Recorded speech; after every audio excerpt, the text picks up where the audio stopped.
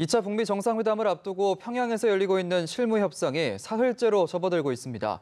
미측 협상단은 이르면 오늘 귀환할 것으로 보이는데 늦어질 가능성도 있다고 합니다. 네, 취재 기자 연결해서 자세한 내용 들어봅니다. 박현우 기자.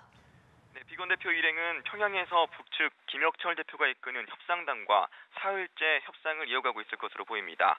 앞서 비건 대표 일행을 태우고 북으로 향한 미 수송기가 어제 돌아온 것으로 알려지면서 미 협상단이 돌아왔다는 보도도 있었는데요. 외교부와 미 대사관 당국자는 비건 대표 일행은 여전히 평양에 머무르는 것으로 확인됐다고 말했습니다. 미 협상단은 이르면 오늘 돌아올 것으로 예상되지만 기한을 정하지 않고 간 만큼 내일까지 평양에 머무를 가능성도 있다고 당국자는 전했습니다.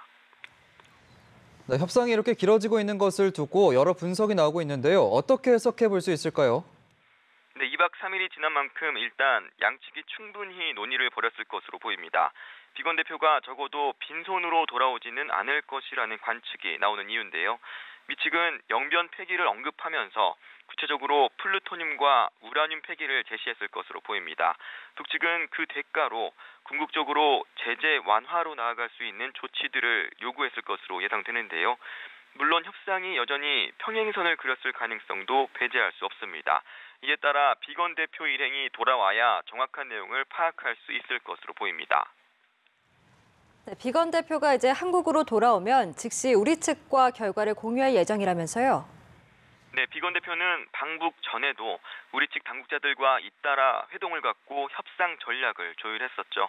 협상 뒤에도 우리 측과 가장 먼저 접촉을 가질 예정입니다.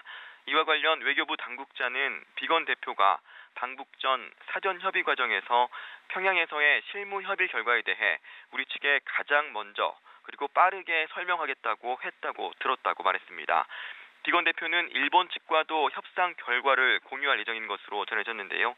이를 위해 일본 가나스기 겐지 외무성 국장이 오늘 밤 방한할 예정인 것으로 알려졌습니다. 지금까지 보도국에서 연합뉴스 TV 박현우입니다.